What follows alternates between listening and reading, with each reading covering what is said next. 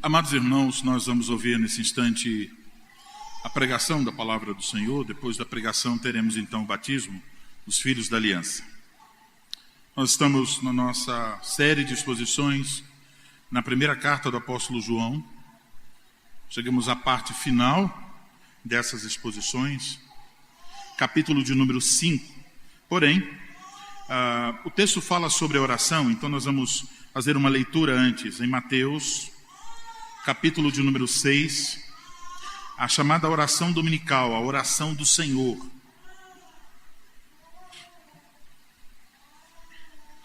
Mateus capítulo 6, versículos 9 a 13.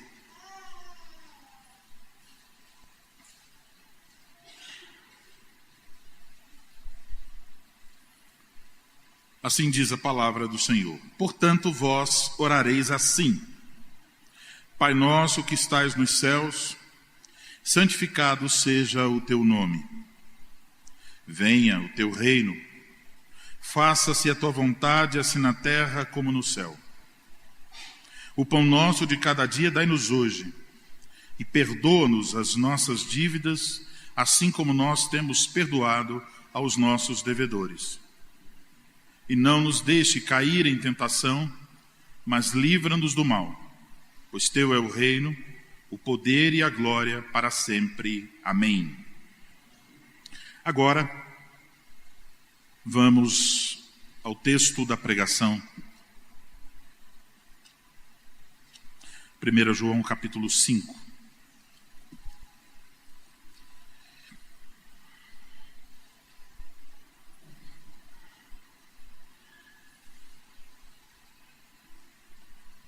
O versículo 13 ao 17.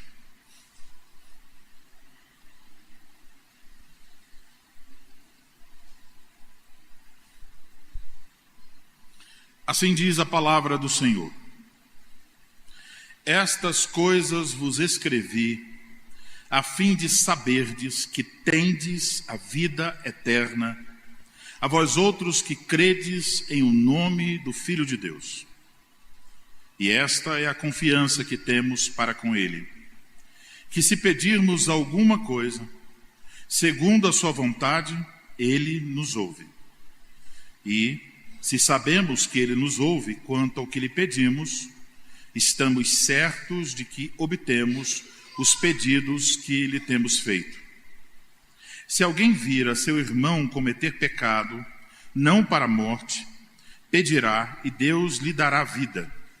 Aos que não pecam para a morte. Há pecado para a morte, e por esse não digo que rogue. Toda injustiça é pecado, e há pecado não para a morte.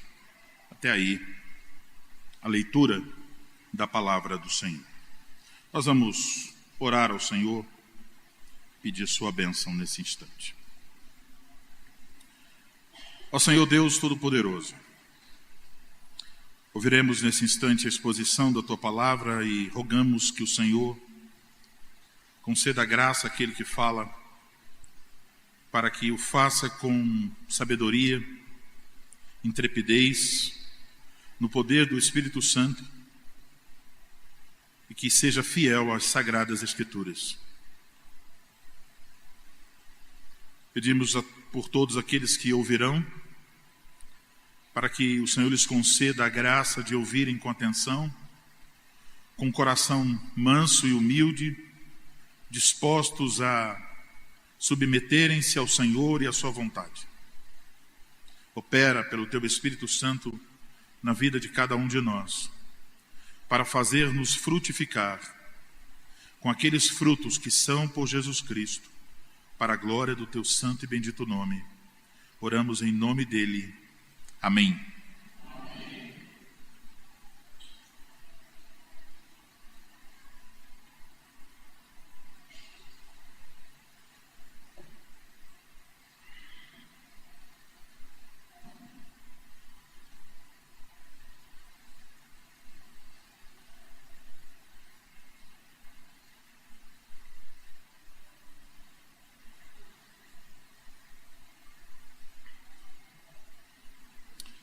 Amados irmãos em nosso Senhor Jesus Cristo, hoje chegamos então à última sessão desta carta, que vai do versículo 13 até o versículo de número 21.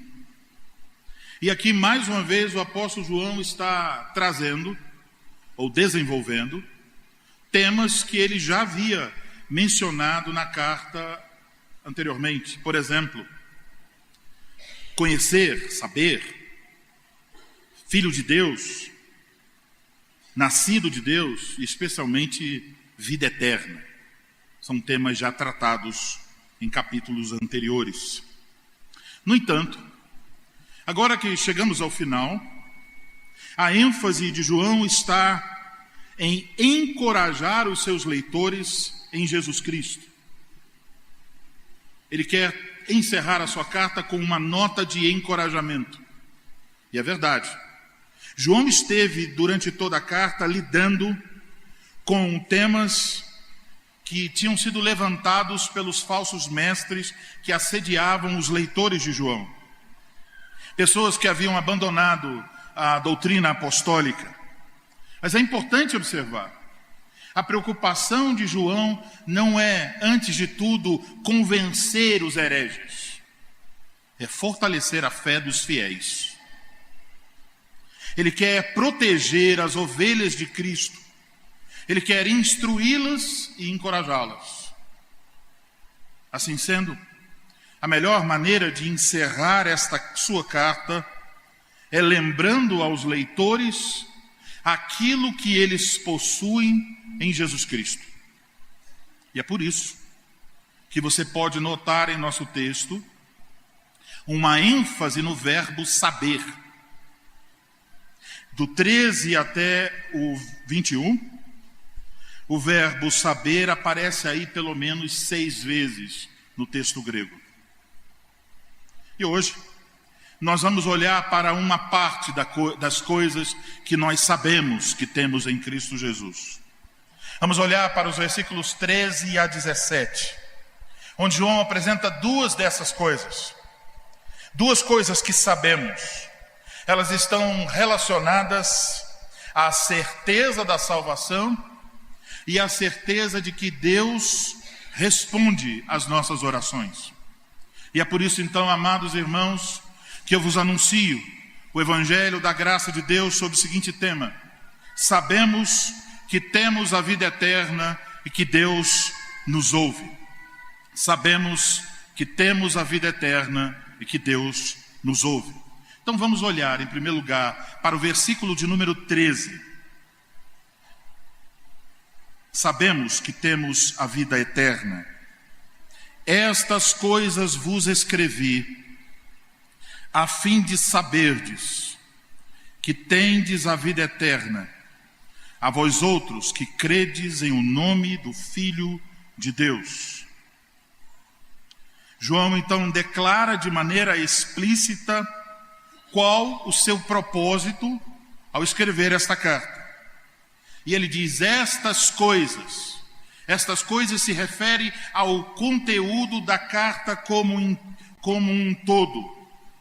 E observe, essa expressão do versículo 13, estas coisas vos escrevi, se parece bastante com aquilo que nós encontramos no final do Evangelho segundo escreveu também o apóstolo João.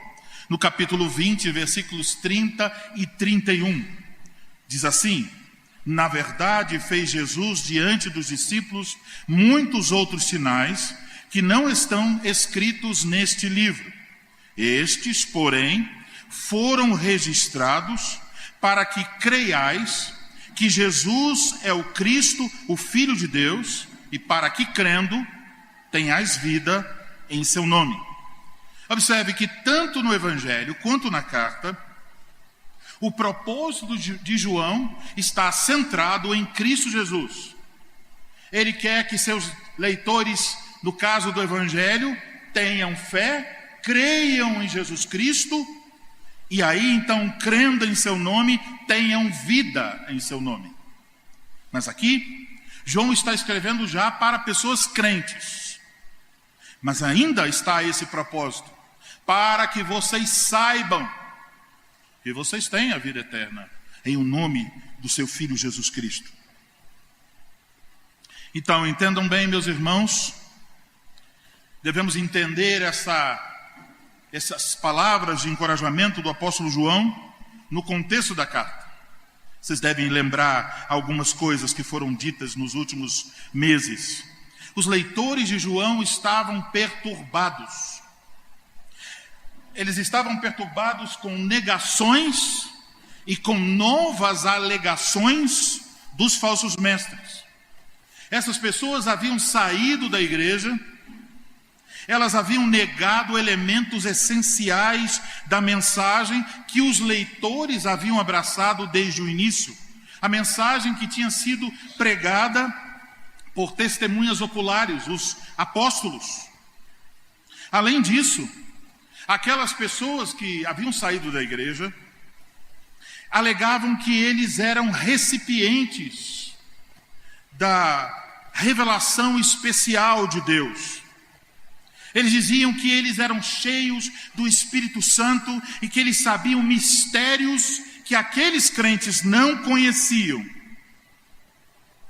Então, quando a fé e a experiência religiosa dos leitores dessa carta estava sendo abalada por novas alegações, por negações e por novas experiências daqueles que haviam saído da igreja, a segurança da salvação parecia estar abalada. E por isso, a principal razão de João ao escrever essa carta foi para revigorar, fortalecer a fé dos seus leitores. E como que João procurou fazer isso? Ele faz uma afirmação simples e clara. Vocês, irmãos, vocês são os que realmente receberam a vida eterna. Agora, como foi que João lhes podia dizer com tanta clareza que de fato eles possuíam a vida eterna? Isso percebemos quando observamos que tudo que João está fazendo na carta é apresentar testes que validam ou não se alguém tem verdadeira fé ou não, se alguém conhece a Deus ou não, se alguém nasceu de novo ou não. E esses testes são muitos, podem ser resumidos em 2 tópicos. Primeiro, há o teste doutrinário apresentado na carta. Os leitores, ao contrário dos que saíram, haviam continuado no ensino proclamado pelos apóstolos. Enquanto os dissidentes haviam abandonado o ensino apostólico, os leitores permaneceram na verdade. Vejam o que ele diz no final do versículo 13. A vós outros, que credes em o nome do Filho de Deus.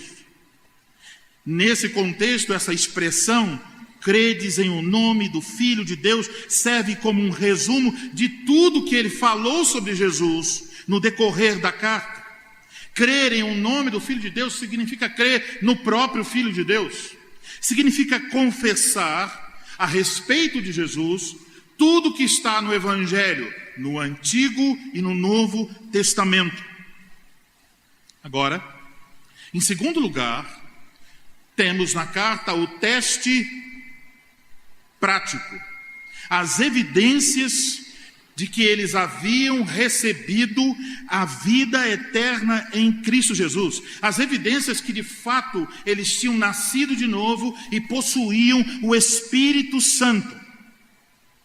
E dentre as muitas evidências, vocês podem lembrar que 2 se destacam. A obediência aos mandamentos de Deus e o amor prático e verdadeiro aos irmãos. Então, podemos nos perguntar: como é que nós podemos ter a mesma certeza, o mesmo conhecimento? Como é que nós podemos ter a certeza da vida eterna? Que testes nós devemos aplicar para saber tal coisa? Eu pergunto a vocês: as nossas experiências são confiáveis? Temo que não. Os nossos sentimentos são confiáveis? Não. Um belo dia você acorda achando que o céu está se abrindo para você, e no outro dia você se sente triste porque você mentiu para alguém,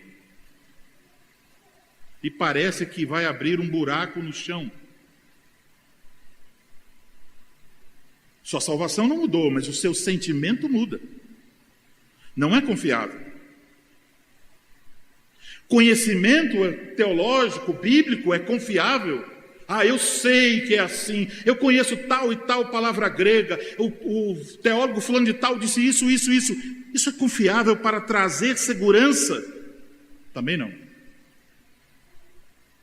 Nenhuma dessas coisas são confiáveis para servirem de evidências de que nós temos a vida eterna. Então, se queremos ter esta certeza, a primeira coisa que nós devemos examinar é a nossa fé. E a pergunta básica é se a nossa fé está centrada em Cristo. Você pode dizer com toda a convicção do seu coração: a minha salvação se encontra somente em Cristo Jesus. Não depende dos santos, não depende dos anjos, não depende nem de mim mesmo. É pela graça em Cristo Jesus. Você reconheceu de fato seus pecados, você se arrependeu de seus pecados, você detestou a si mesmo para correr para Cristo, arrependido, buscando salvação nesse Salvador bendito. A sua confiança se encontra somente nele, a sua vida vem dele, a sua alegria está nele. Você o ama, você o deseja.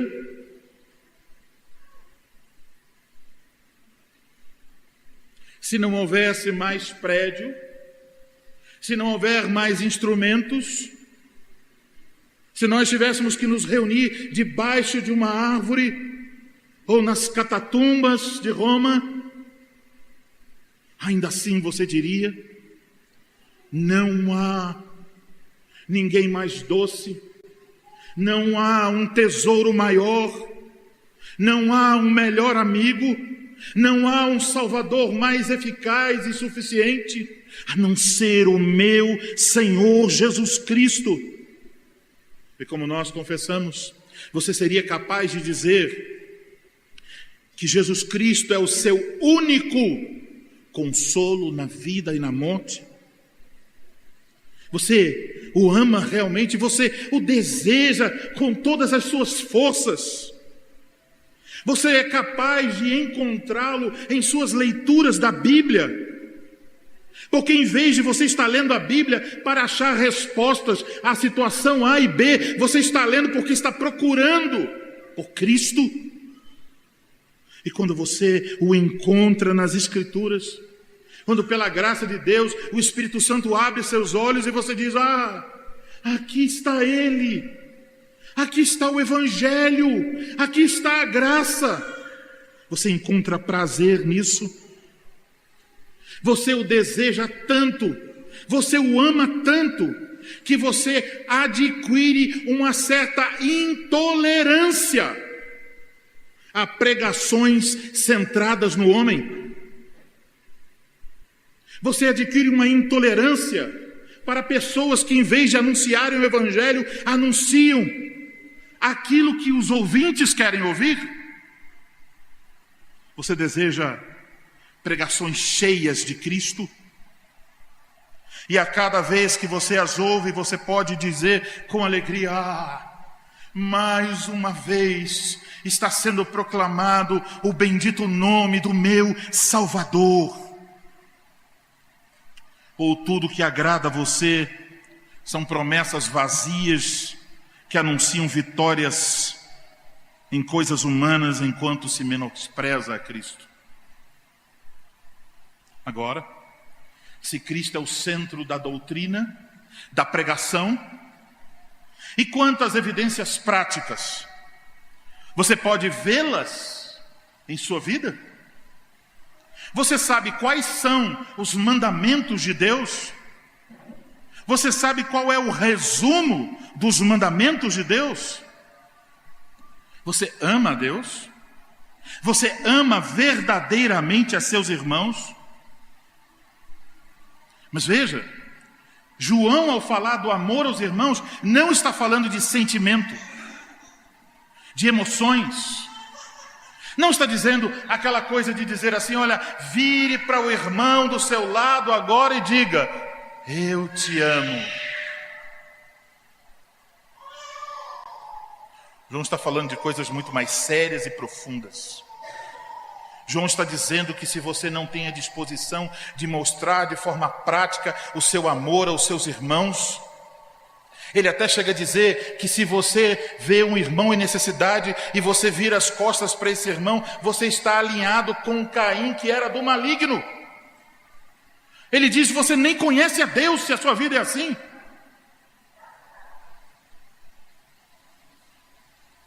Então, você pode dizer, não porque você é especial, não porque você é capaz, não porque você é alguém que estudou muito, mas porque o Espírito Santo está mesmo agindo, deu-lhe a nova vida. Você pode dizer: ainda que com fraquezas e imperfeições, pela graça de Cristo, eu amo a cada um dos meus irmãos.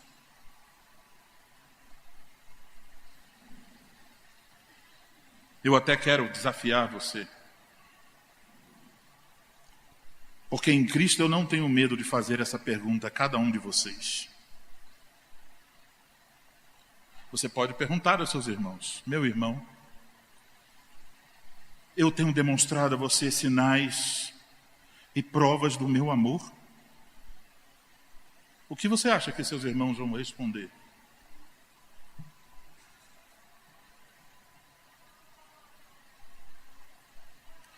Pelo poder do Espírito Santo, pela graça de Cristo, pelas coisas que Deus tem feito nesta congregação, eu acho que vocês vão responder: sim, pela graça de Deus, sim. Irmãos, se vocês possuem a verdadeira fé em Jesus Cristo, se vocês podem ver os sinais da ação do Espírito Santo, a vida frutífera de amor e serviço, então, meus irmãos, saibam disso. Vocês têm, agora mesmo, vocês têm a vida eterna. Não duvidem disso, mesmo quando sua fé for pequena, mesmo quando seus frutos forem poucos. Se você está em Cristo Jesus, você tem a vida eterna. E você pode ter certeza disso, não por causa de quem você é ou do que você tem feito, mas por causa de quem Jesus Cristo é e por causa do que Ele fez por você. Se você tem os sinais da sua graça, pode ter certeza que você tem a vida eterna.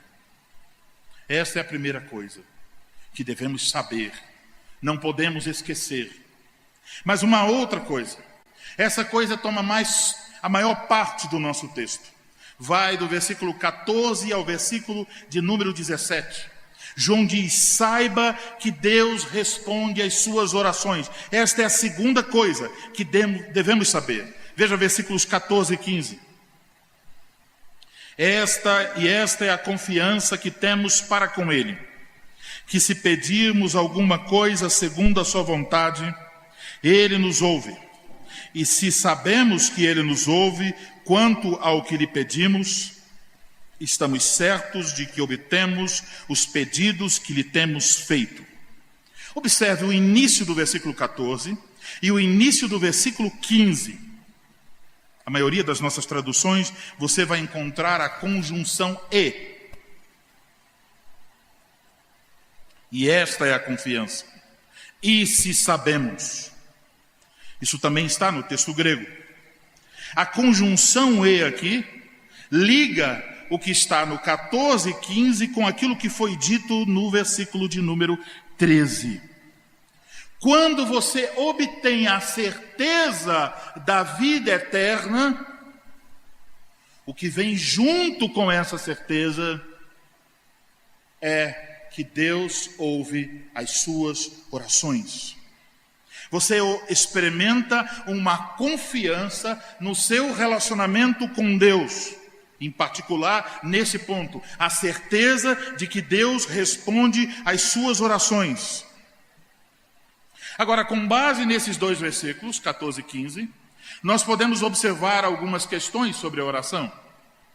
Primeiro, observe que Deus é o destinatário de nossas orações. O Ele, do versículo 14, se refere a Deus o Pai. Isso fica evidente lá no versículo 16, onde diz claramente que é Deus quem vai responder. Também foi isso que Jesus nos ensinou. Acabamos de ler a oração dominical, como começa: Pai Nosso. É a Deus que nós dirigimos a nossa oração. Mas então entenda que isso é um privilégio. Você, em oração, é colocado diante da presença. Há um ponto aqui em nosso texto, no texto grego, que indica isso, a ideia de estar diante da presença de Deus. Você é colocado diante da presença de Deus, o Criador dos céus e da terra.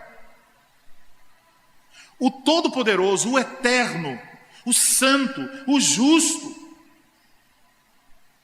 Isso é um privilégio. Agora observe uma outra coisa sobre a oração. É que a oração é oferecida com confiança, diz o texto. E essa palavra, confiança, aparece 3 vezes aqui na carta de João, e nas 3 vezes é para falar do status que o crente tem diante de Deus. Isto é, nós não somos mais inimigos de Deus. Nossos pecados foram perdoados. Cristo satisfez a justiça de Deus. A ira de Deus foi derramada sobre o nosso Salvador. Deus não se encontra irado contra nós, relutante contra nós. Pelo sacrifício dele, obtivemos o perdão dos pecados. A justiça dele foi contada como nossa. Então, Deus nos aceita em sua presença como filhos amados. E se você entende isso, significa que quando você ora, não está tentando vencer Deus. Não está lutando contra a relutância de Deus. Não está, como alguns gostam, e até tem corinhos sobre isso, Jacó segurou o anjo. Você não está como Jacó. Nunca estamos. Porque não foi Jacó quem lutou contra o anjo. Foi o anjo contra Jacó. Diz o texto que o homem, o anjo, o viu e foi contra ele. Quem está querendo alguma coisa não é Jacó com o anjo. É o anjo com Jacó. Nunca começa na terra, sempre começa no céu. Quem deu a ele para que depois lhe venha a ser restituído? Ninguém. É primeiro sempre ele. Então, com confiança. Agora, confiança não significa presunção. Há muitas pessoas que pensam que Deus é como os pais terrenos, um pai influenciável, que se você disser as palavras certas, que se você fizer o jejum durante os dias certos, de que se você fizer as repetições certas, de que se você for ao apóstolo certo, à igreja certa, à hora certa da madrugada, você vai ter a resposta à sua oração. Não. Deus não é alguém que está disponível para fazer todos os nossos caprichos. Observe então que o texto nos coloca na situação para evitarmos dois erros. Erro de número 1, olharmos para Deus como se Deus fosse severo, como se Deus não nos quisesse atender, como se Deus estivesse relutante, então nós temos que convencê-lo. Ele é um pai difícil, ele é um pai duro. Não. Mas a outra é o erro de imaginar que nós vamos de alguma forma fazer Deus agir conforme queremos.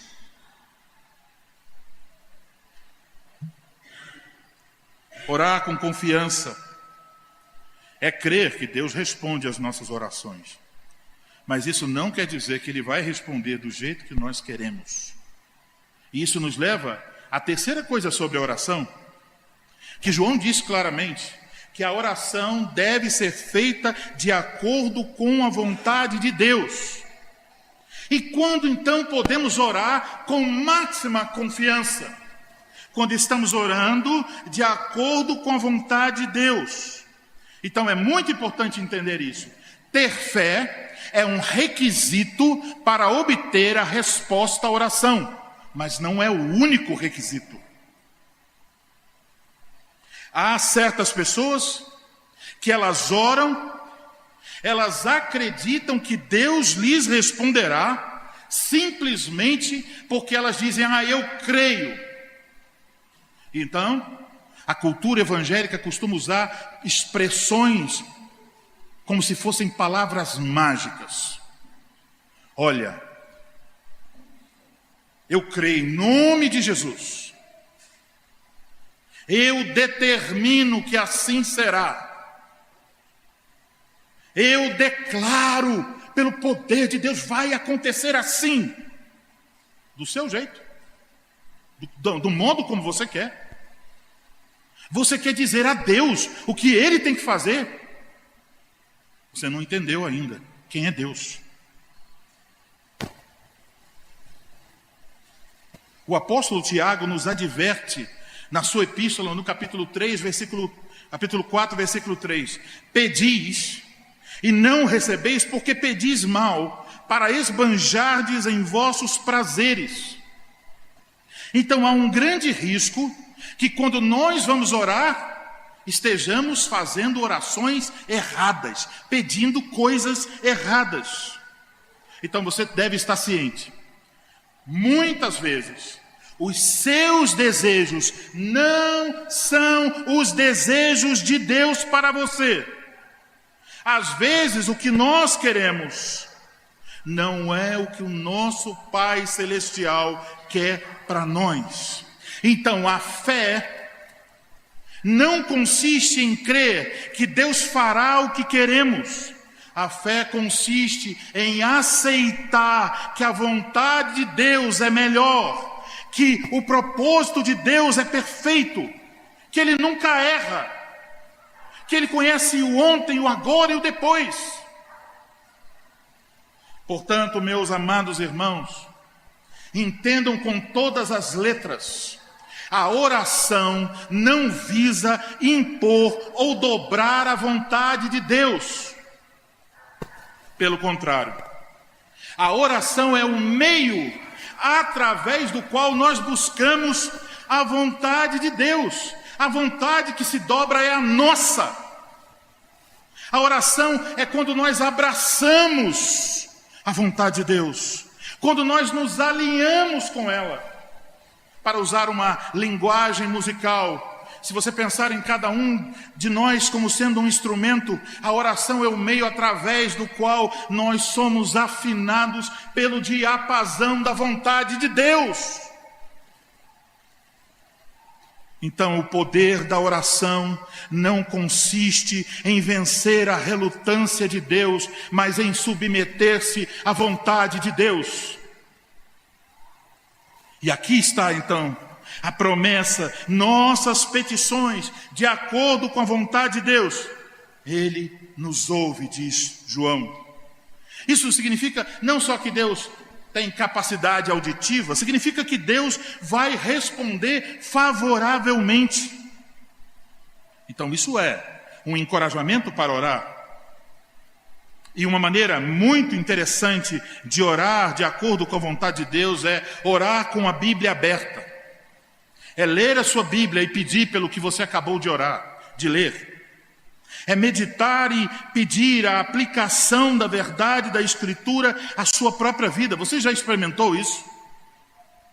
Em seguir uma dieta de leitura acompanhada de oração de acordo com o texto lido? De repente você não está mais interessado em pedir coisas, mas em conformar-se à imagem de Jesus Cristo, seu Salvador. Agora, ler as Escrituras e orar não significa que nossas orações só podem ser aquilo que está no texto sagrado. Você pode orar por qualquer coisa que você precise, mas tem uma limitação. E a limitação pode ser entendida à luz da oração do Senhor. Jesus, os apóstolos disseram: Senhor, nos ensina a orar. Jesus então ensinou a orar. Como é a oração de Jesus? A primeira coisa, ela começa conosco ou com Deus? Qual o interesse que vem em primeiro lugar? Jesus diz: então vocês vão orar assim. Primeira coisa que você vai buscar, que o nome de Deus seja santificado. A segunda coisa que você vai buscar, que o reino de Deus venha. A terceira coisa que você vai buscar, que a vontade de Deus seja satisfeita. E então, finalmente, você vai pedir pelas suas necessidades físicas, o pão nosso de cada dia. Mas eu pergunto a você, você ousaria pedir alguma coisa que você julga ser sua necessidade, se tal coisa não glorifica o nome de Deus? Se tal coisa não contribui para a vinda do reino de Deus? Se tal coisa não está de acordo com a vontade de Deus? Não. Deus, em primeiro lugar, limita o espectro, a amplitude das nossas petições em oração. Então, cada coisa que nós pedimos deve objetivar que todos reconheçam que o nome de Deus é santo, que o reino dele venha e que a vontade dele seja feita na terra assim como é feita no céu. Agora, entendendo isso sobre a oração, precisamos olhar a parte mais difícil do nosso texto, versículos 16 e 17. Jesus aí, João nos oferece um exemplo de uma oração que Deus ama responder. Eis o que ele diz: se alguém vir a seu irmão cometer pecado não para a morte, pedirá a Deus que lhe dará vida aos que não pecam para a morte. Várias vezes nessa carta João mencionou o tema do pecado. Ele disse que o crente ainda peca, mas ele também disse que o crente não vive mais na prática do pecado. Aqui João menciona então um irmão que caiu em pecado. Ele diz: se alguém vir a seu irmão cometer pecado, significa que o pecado do irmão não é uma questão interna, mas é algo que aparece na vida. Então, quando encontramos alguém caindo em doutrina ou vida de forma aparente, o que nós devemos fazer? João diz: pedirá. E a forma como o verbo pedir é apresentado aqui, a ideia é de que o cristão ele pedirá como uma reação inevitável e espontânea. Ele viu o irmão, ele vai pedir. Ele vai orar pelo seu irmão que caiu em pecado. O resultado será que Deus concederá vida ao que caiu. Agora, nesta carta, os crentes, já foi dito, têm a vida eterna. Então, como que se pode dizer que em resposta à oração Deus lhes dará vida? Isso está relacionado não com a vida eterna, porque já tem. Está relacionado com o perdão de pecados e com a alegria da salvação que é perdida quando alguém está em pecado. Fica implícito aqui que nós oramos pelo irmão para que Deus dê a ele arrependimento, a fim de que ele então, reconhecendo seu pecado, ele se volte para Jesus Cristo, o supremo advogado. Amados irmãos, entendam então, em nossas orações, nós podemos estar muitas vezes preocupados conosco mesmo, de tal modo que nós nos esquecemos do óbvio: orar pelos irmãos. E é isso que João está nos encorajando aqui. Como nós já observamos, essa carta apresenta como uma das evidências da vida eterna o amor pelos irmãos, um amor prático, um amor intencional. E aqui está uma das primeiras responsabilidades que nós temos uns para com os outros. Nós devemos orar uns pelos outros, especialmente se percebemos que um irmão ou irmã caiu em pecado.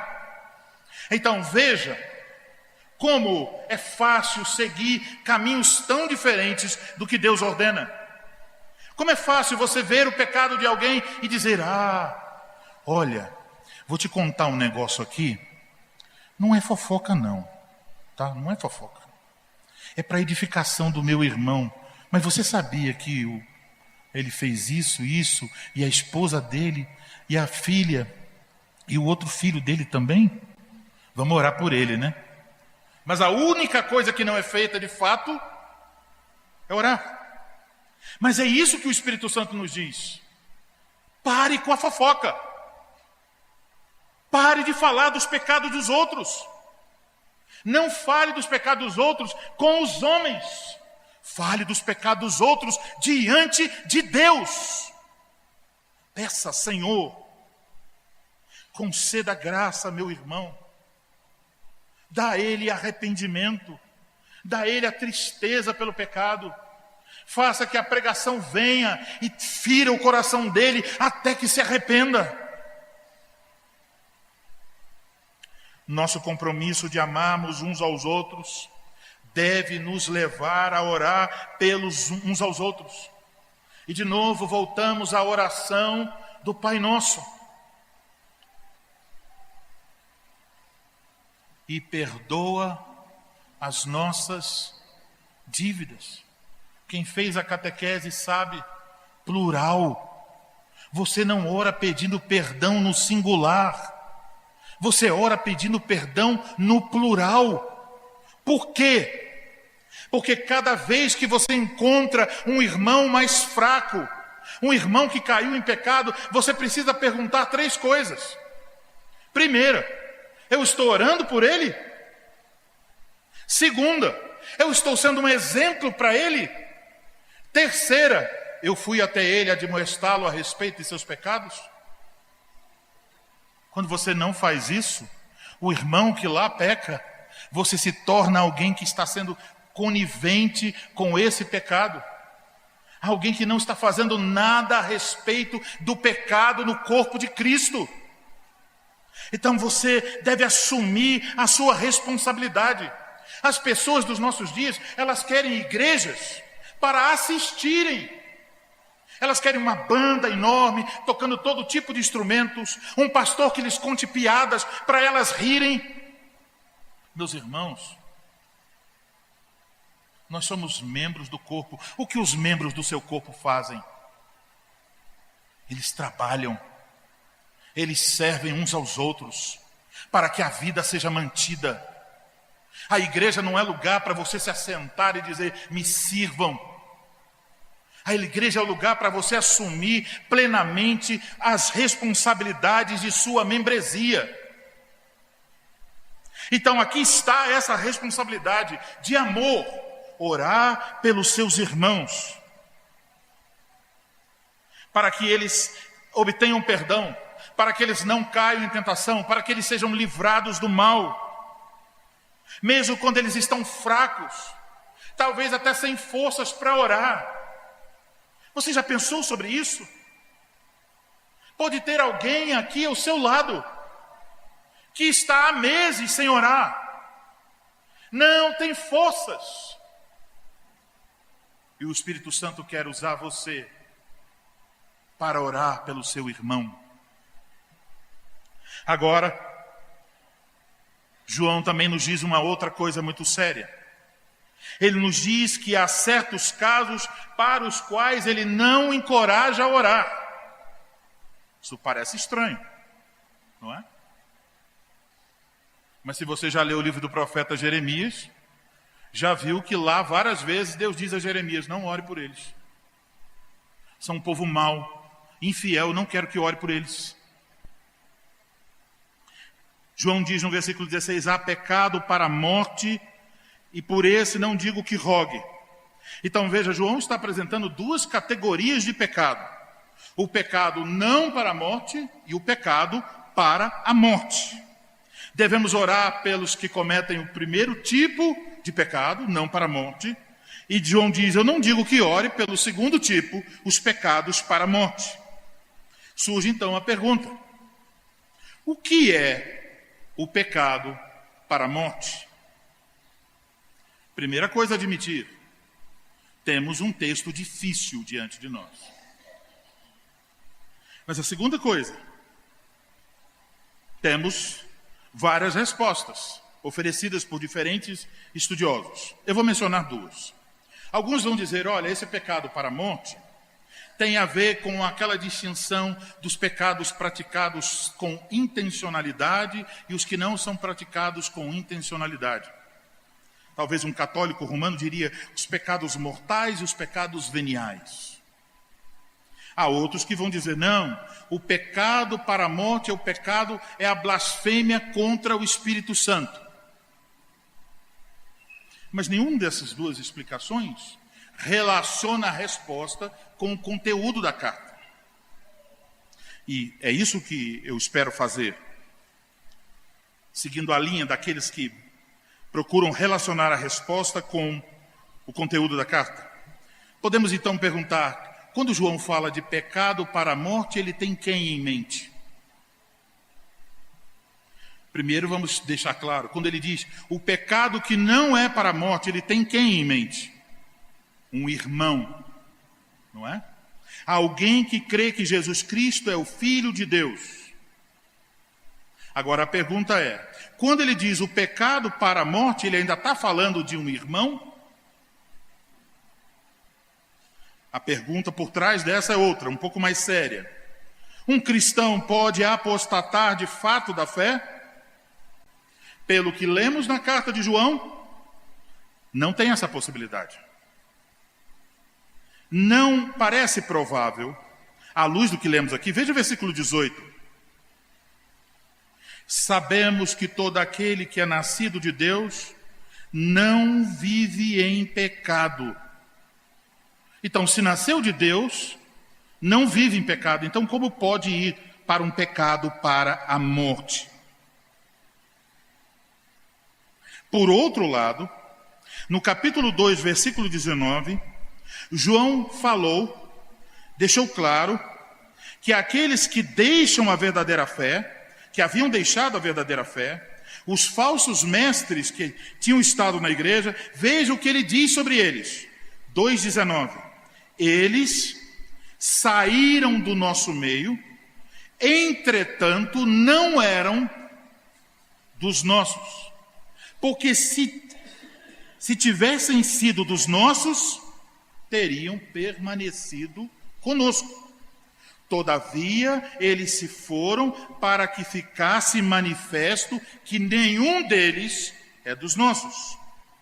Portanto, ao falar do pecado para a morte, no contexto da carta, João tem em mente essas pessoas que saíram, os dissidentes. Vamos pensar um pouco sobre eles. Vamos pensar em um homem particular, sem nome. Tem lá um homem que é membro das igrejas que receberam a carta de João. Esse homem professou a sua fé. Ele diz que cria em tudo que os apóstolos ensinaram a respeito de Jesus. Por um tempo ele esteve em comunhão com a igreja de Cristo. Mas, depois de um tempo, esse homem negou a sua fé. Ele abandonou a igreja. Ele negou aquilo que ele tinha confessado a respeito de Jesus. Mas ele não parou aí. Ele se tornou agora um defensor daqueles erros que ele abraçou. Ele agora está testemunhando a sua descrença. E ele está tentando levar outros para longe do Evangelho. Então João tem em mente aqui aquelas pessoas que haviam negado que Jesus é o Cristo, que Jesus veio em carne, e portanto negavam o significado da obra expiatória de Cristo. Coisas que nós vimos nas pregações anteriores. Então, dessa forma, essas pessoas são designadas na carta de João como anticristos. Então, ele está dizendo aqui, olha, a respeito desses que eram dos nossos, mas se evidenciou pelo fato de saírem que não eram de fato, a respeito deles, eu não encorajo que vocês orem. São os hereges cristológicos, pessoas que estavam enraizadas no erro, negando o que a Bíblia diz sobre Jesus. Dito isso, que essa é uma referência então aos hereges, e na carta isso tem a ver com quem Jesus Cristo é e o que ele fez. Dito isso, nós não, e eu quero que vocês guardem isso com muita firmeza, nós não devemos ser precipitados em nosso julgamento sobre quem se encaixa nessa categoria. Não é para você sair daqui, olha, aqui, ali, não é para isso. Nós devemos ser cuidadosos. E se você tem apenas uma suspeita e não tem certeza de que alguém é tal pessoa que nega completamente a Cristo e a verdade do Evangelho de maneira endurecida, na dúvida, ore. Na dúvida, ore. Agora, no versículo 17, João vai concluir reafirmando a distinção entre os pecados que levam para a morte e aqueles que não levam para a morte.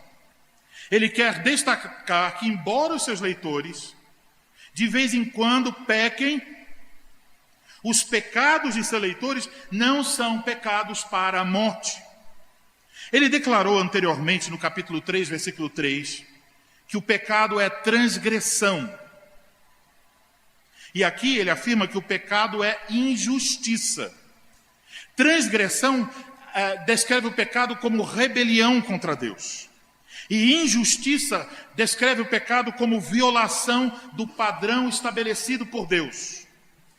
João quer ressaltar o seguinte: olhe, quando você encontrar um irmão que pecou um pecado que não é para a morte, ore por ele.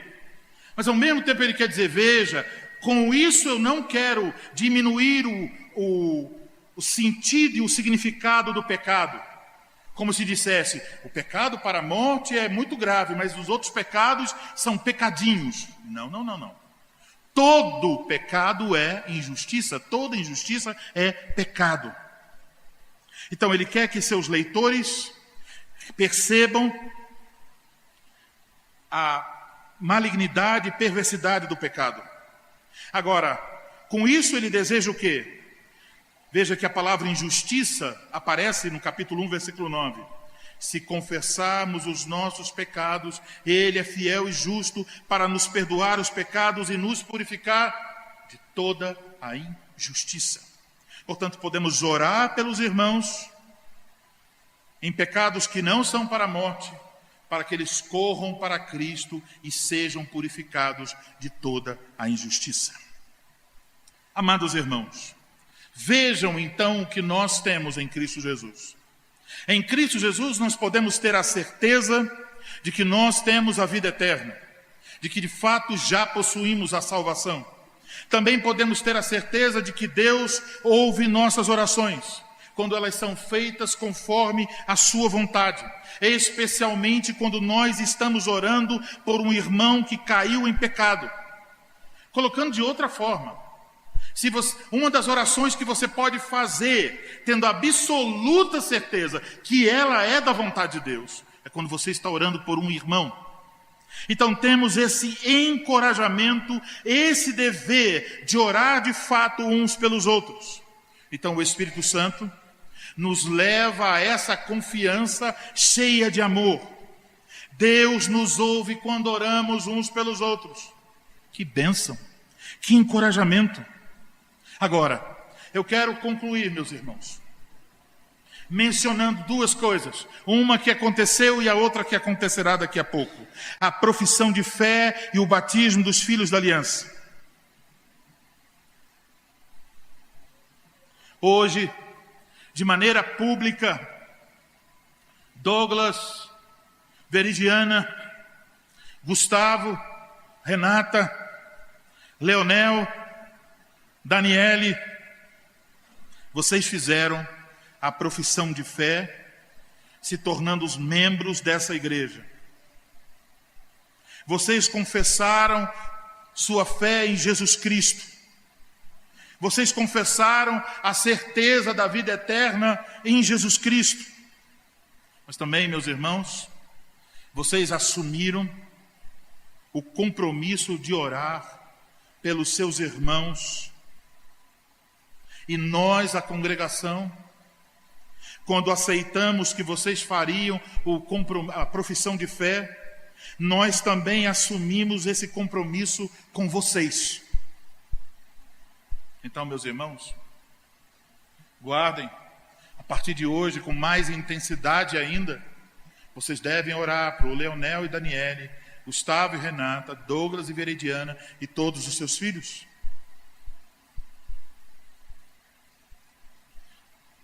O mesmo pode ser dito sobre o batismo dos filhos da aliança. Gustavo, Renata, Leonel, Daniele. Para que é o cuidar de vocês para seus filhos? Para que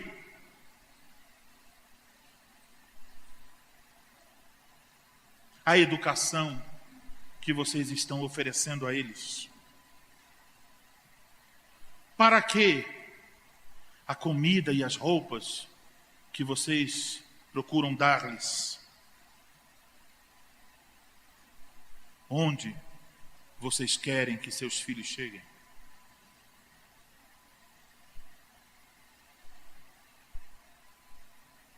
Pessoas no mundo responderiam: quero que meus filhos sejam famosos. Outros diriam: não, ele deve ter o dinheiro que o pai não tem. Ele deve ser alguém na vida que o pai não é.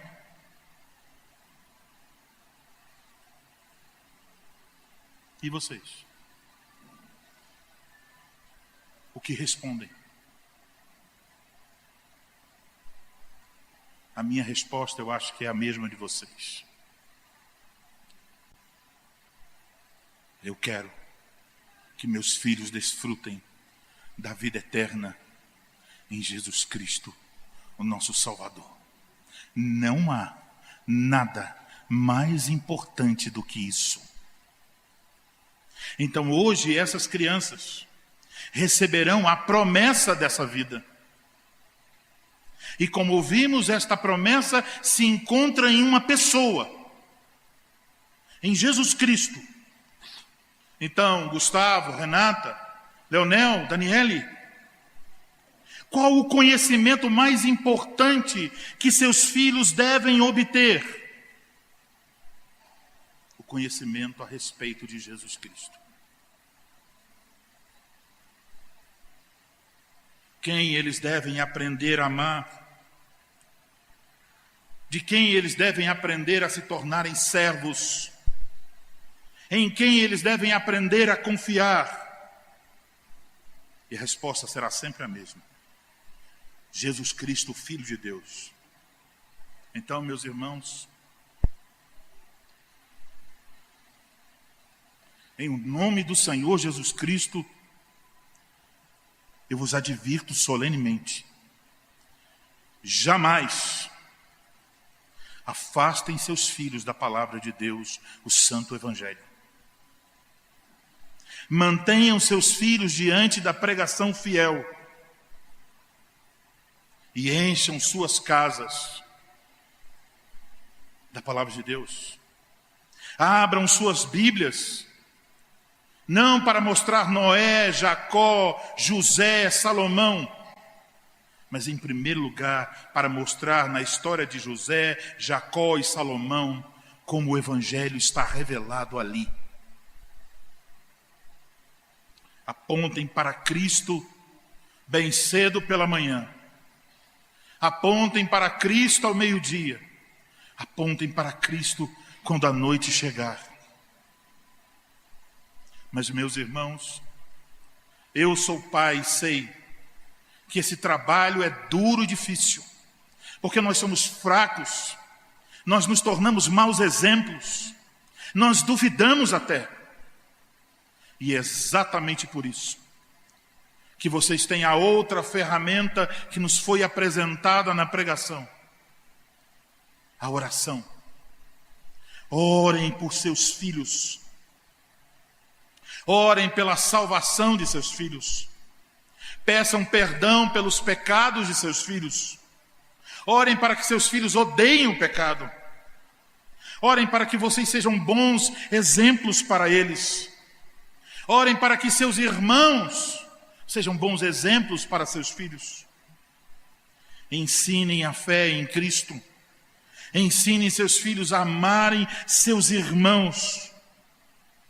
E meus queridos Gustavo, Renata, Leonel e Daniele, Deus lhes dará os bons frutos do seu trabalho. A graça de Deus suprirá todas as vossas necessidades. E um dia, por essa mesma graça, vocês estarão com seus filhos na glória eterna. E queira o Senhor que estejam com os filhos dos seus filhos, porque a misericórdia do Senhor dura até 1000 gerações. Saibam disso, diz o Espírito Santo. Creiam nisso, diz o Espírito Santo. Deus é fiel às suas promessas. Deus é fiel às suas promessas, proclamadas na palavra e no sacramento. Amém.